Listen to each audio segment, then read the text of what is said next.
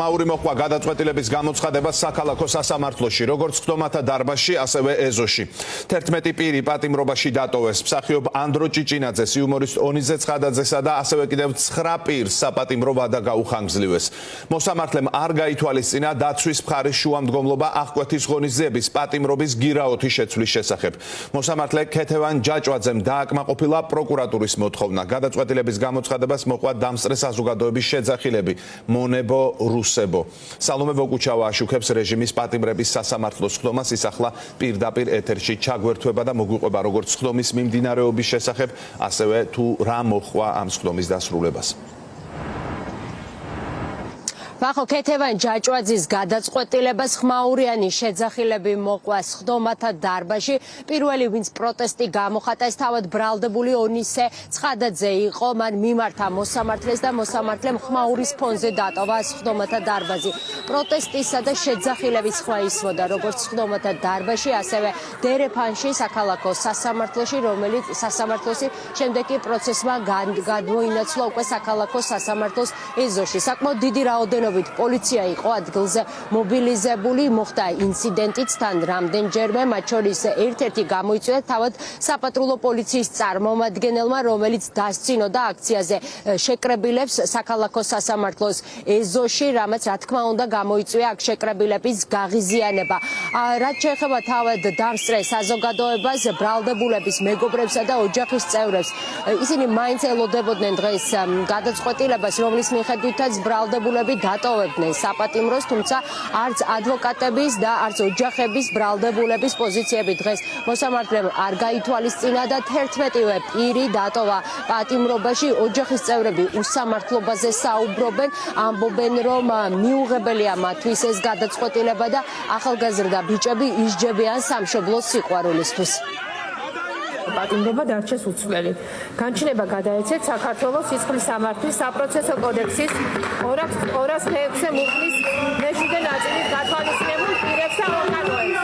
განჩინება შეიძლება გასაჩივრდეს მისი გამოტანიდან 48 საათის განმავლობაში თბილისის საოპერაციო სასამართლოში საგამოძიებო სასამართლოს მეშვეობით. ვინაიდან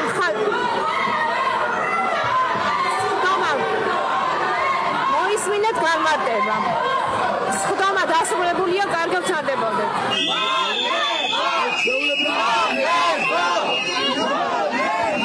ყველანი მონები ბიძინას მლოკავები. ამბობ რომ ყველაფერს ველოდი, მაგრამ ძალიან უსამართლოდ მოვექცნა. აბსოლუტური მონები, აბსოლუტური შემსრულებლები თავისი საქმის ხუძზე, რასაც დაავალებენ იმას აკეთებენ. აბსოლუტური. რო უთხრან კაცი მოკლა დარწმუნებული. მოსამართლე არის აბსოლუტურად არა ობიექტური. არაფერს აზრი არ აქვს. ემზადოს სანქციებისთვის ალბათ მოსამართლე. არიან მონები და რუსები და გამოვარდნებთ კაბინეტებიდან, მეტი არაფერი. მაგათი ბოლო ეს არის. სამართალი არ არის, პატრონი არაფერი, ყავს მილიციის ფორმა, მეტი არაფერი. სამშობლოს სიყვარულისთვის არიან ამბობენ ახალგაზრდობას. ეს არის ამათი სახე რა, აღარ არსებობს არც სამართალი, არც სასამართლო და არაფერი. როგორც ძინავთ არ ვიცი. ეს არის უსამართლობა, რომელიც ამათ დაანგრევს და ამ ადამიანებმა, ეხა ვინც აი ამ სათავეში არიან, ილოცონ იმისთვის, რომ სასამართლომდე მივიდნენ, იმიტომ რომ ეს დრო დადგება. სამართლიანი გადაწყვეტილების მოლოდინში ხარ, როდესაც სასამართლოში მოდიხარ. ამიტომ უნდა გამოეშვათ. ეს ალბათ ყველაფერია ამის გარდა. რას ჩადიან საერთოდ, რას ჩადიან და რას აკეთებენ უსირცხვილოდ, ეს აუცილებლად დასრულდება ჩვენი გამარჯვებით, იმიტომ რომ ამ ქვეყანაში ოლიგარქი ვერ იბოგინებს ვერასდროს. რო გაიგებ ამას, რომ ამდენი ადამიანია ესე დატოვეს პატიმრობაში, რა თქმა უნდა, ემოციების მოძღვევება ახლავს ამ ყველაფერს და ამიტომაც მონებო! წიწკნიან ნერვებზე და ამას აკეთებენ სპეციალურად რა, რომ უნდათ რომ რაღაცად მოგშალონ. ყველა პასუხისმგებლობა ეკისრება მთავრობას, ბიძინა ივანიშვილს და მაგათ შნირებს. ყველანი არიან ბიძინა ივანიშვილის შნირები. აი ესენი, ეს არის შნირების სტრუქტურა. მართლა საერთოდ კავშირი არ აქვს და მართლმსაჯულებას აი ამ შენობასთან, რომელიც ბოსელად აქციეს პირდაპირ მნიშვნელობით რა. ჩვენ ვცხოვრობთ ტრაგიკულ პერიოდში, როდესაც ქვეყანაში არ არსებობს არც ერთი სახელმწიფო ინსტიტუტი. ყველა ეს ინსტიტუტი არის ერთი ადამიანის და კრიმინალური დაჯგუფების ქართული ოცნების დაქვემდებარებაში. დემოკრატია აქ ამ ქვეყანაში არ არის. როდესაც ადამიანები დგანან 45 დღე 200,000 კაცი გამოდის გარეთ და ამას საერთოდ იგნორირებას უწევს ყველა, იქ დემოკრატია არ არსებობს. მე მოქალაქეს ვისი იმედი უნდა მქონდეს, პოლიციის, ამ პოლიციის იმედი უნდა მქონდეს, ამ სასამართლოს იმედი უნდა მქონდეს. არ ვიცი, მოსახლეობა, მოქალაქეები ვართ სრულიად უიმედოდ. ან ერთმანეთის გარდა არავინ არ ყავს. საშინელებაა ის, რომ ანდრო ჭიჭინაძე, სხვა ადამიანები, ვინც ამ ქვეყნისთვის იბრძვიან, არიან დაკავებულები და მწამებლები, ნაძირლები, სისხლისმცემელი ადამიანები, ხარება და მისი დაჯგუფება დღეს დადის გარეთ. ამ ქვეყანაში ჩვენი არ ესმით და რატომ ცდილობენ რომ ყოველ ჯერზე კიდევ და კიდევ უფრო გამოიყვანონ წყობილებიდან საზოგადოების უდიდესი ნაწილი, ვინც გულშემატკივრობდა არა მხოლოდ ამ ბიჭებს, არამედ ჩვენ ქვეყანას და ჩვენს ქვეყნის მომავალს. მე ვერ ვხვდები. დღეს საათების განმავლობაში ინტერესების დამცველები ცდილობდნენ მოსამართლის დარწმუნებას იმის თაობაზე, თუ რატომ უნდა გაეთავისუფლებინა 11 პირი დღეს საპატიმროდ ყვეობიდან. მიუხედავად ამისა, მოსამართლე ქეთევან ჯაჭვაძე მხოლოდ პროკურატურის შუამდგომლობა გაითვალისწინა და 11 მოქალაქე პატიმრობაში დატოვა. საკმაოდ მკაცრი იყო ადვოკატების განცხადებების ხდომის დასრულების შემდეგ. თავად საქმის პროკურორებმა განცხადება გააკეთეს მხოლოდ სასამართლო დარბაზში და ხდომის დასრულების შემდეგ მედიასთან კომენტარზე უარი განაცხადეს.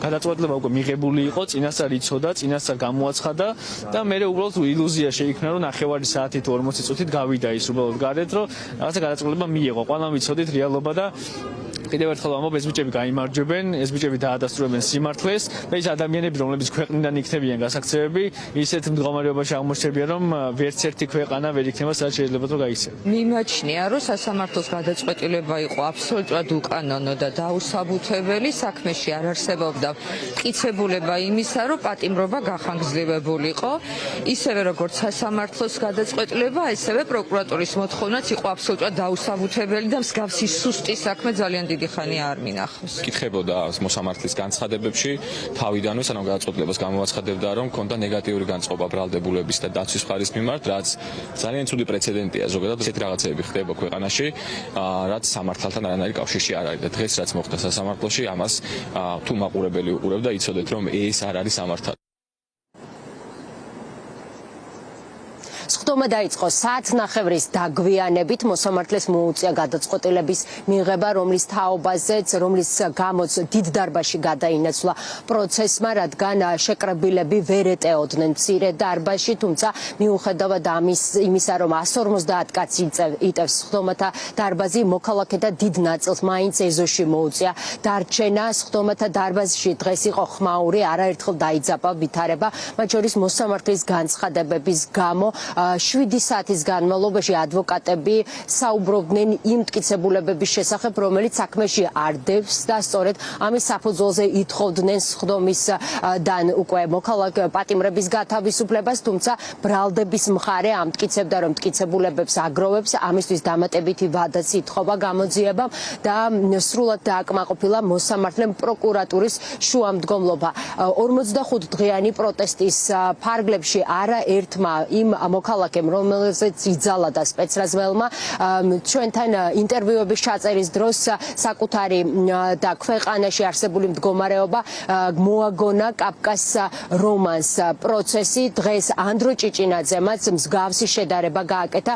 მან გაიხსენა, როდესაც რომანს კითხულობდა, მისთვის რთული წარმოსადგენი იყო მსგავსი სცენარი, თუმცა დღეს სასამართლოს სხდომაზე მსახიობმა განმარტა, რომ სწორედ თავად აღმოჩნდა ამ ვითარებაში და მისთვის მიუღებელი არის პატიმრობაში ყოფნა. ანდრომ და სხვა ბრალდებულებმა დღეს სხდომათა დარბაზში განმარტეს, რომ წარდგენილ ბრალს არ აღიარებენ. ჩვენ ადამიანებად გვაყალიბებს არა მარტო წარსული, არამედ როგორ აღიარებთ და ხედავთ მომავალს. დიდი მადლობა.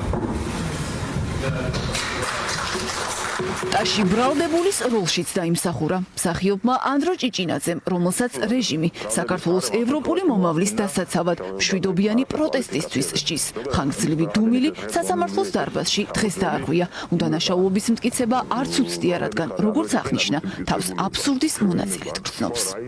გამახსენდა ჯოზეფ კაადი პერსონაჟი კაფკასი, რომელიც სასამართლო პროცესში და არიცის რა ხდება მის თავს. წიგნი აბსურდია და ამ გაურკვევლობის შეგრძნებაზეა.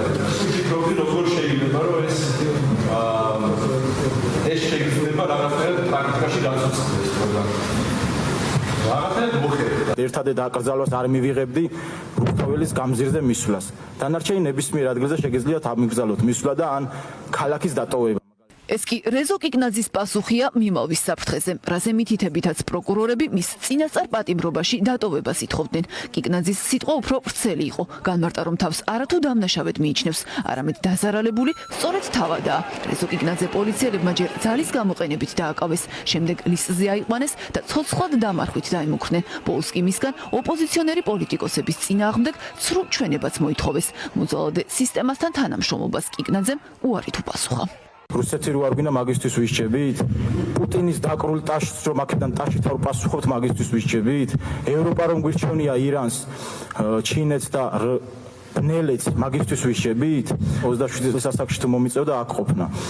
და ბოლოს იმას ვიტყოდი რომ დღეს მამაჩემის დაბადების დღეა, რომელიც აქ არის და მამი გილოცავ და ბოდიში რომ ამ უსამშობლო და არაპატრიოტი სამშობლოს გამყიდველი ადამიანების გამო აქ მოგიწია დღეს ყოფნა. დიფთეიტის 14%-იანი წილის მფლობელი ონისე ცხადაძე, იგივე ონისე მალადოი.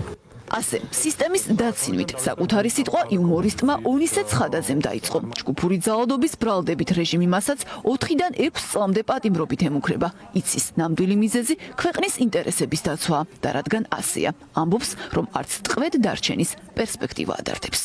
მიუხედავად იმისა, რომ რთულია პატიმრობაში ყოფნა, არავისთვის არ არის მარტივი. არ მაინტერესებს თუ დამტოვებთ პატიმრობაში ამ ქვეყნის გულისთვის ადამიანები კვდებოდნენ და მეც არ მინდა რომ ნაკლები გავაკეთო ვინმეს. რაც შეეხება პროკურატურის ბრალდებებს, მე მაქვს საქმეში არსებული ვიდეო მტკიცებულება ნანახი, სადაც ჩანს ბოთლის სროლა და ასევე არის ფერი, ეგრეთ წოდებული კვამს რო უშვებს მხოლოდ ფერს, მაგის პატარა კაფსულის სროლა და ისეც უდათ ვთვლი, რომ ლამის ფეხში გავირტყი და ძალიან გთხოვთ, რომ თვითმკვლელობის ცდელობის გამო 500 ლარით დამაჯარიმოთ. თუ ასევე ფიქრობთ, რომ ბოთლის სროლა დანაშაულია, რომელიც ითვალისწინებს 4-დან 6 წლამდე თავისუფლების აღკვეთას, მაშინ მე მაქვს სპიჩკის კოლოფი, რომელსაც პროკურატურის მიმართულებით ვისვრით და 3 თვე დამიმატეთ.